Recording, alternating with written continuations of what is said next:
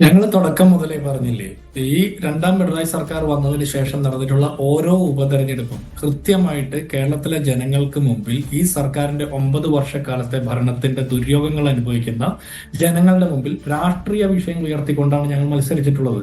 അത് തൃക്കാക്കര ബൈ ഇലക്ഷനിൽ P T തോമസിനേക്കാൾ ഇരട്ടി ഭൂരിപക്ഷത്തിലാണ് ഉമാ തോമസ് ജയിക്കുന്നത്. പുതുപ്പള്ളിയിൽ ഉമ്മൻചാണ്ടിക്ക് കിട്ടിയതിനേക്കാൾ 4 ഇരട്ടി ഭൂരിപക്ഷത്തിൽ ജയിക്കുന്നു.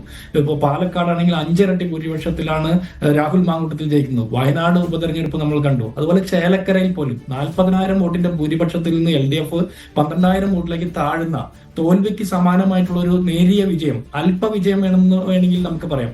ആ രീതിയിലേക്ക് LDF പോകാൻ കാരണം ഈ സംസ്ഥാനം ഭരിക്കുന്ന പിണറായി വിജയൻ സർക്കാരിന്റെ ധൂർത്തും കെടുകാര്യസ്ഥതയും മനുഷ്യരോടുള്ള അവഗണനയും അവജ്ഞയുമാണ്.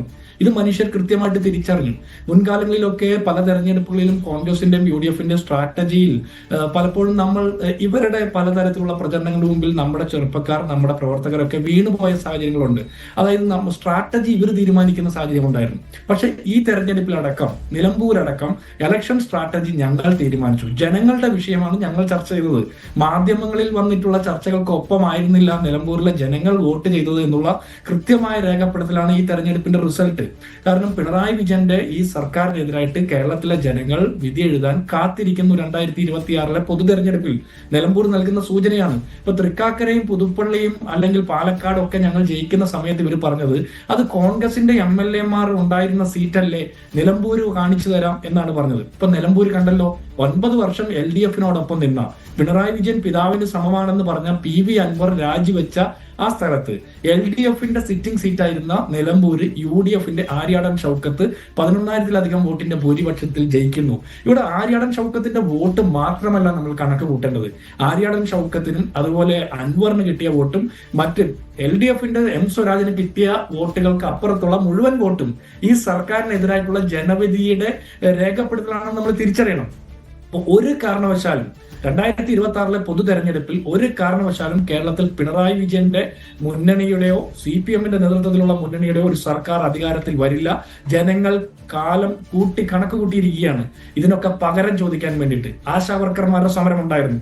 ആശാവർക്കർമാരുടെ സമരത്തെ പ്രതിരോധിക്കാൻ വേണ്ടിയിട്ട് CPM ആരെയാണ് അണിയിരുത്തിയത്?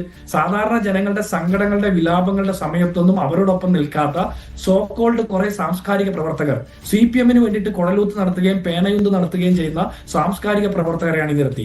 സാധാരണക്കാർക്ക് വേണ്ടിയിട്ട് ജീവൽ പ്രശ്നങ്ങളിൽ അവരെ അഡ്രസ് ചെയ്ത് അവരോടൊപ്പം നിൽക്കുന്ന ആശാവർക്കർമാരെ അവഗണിച്ചു.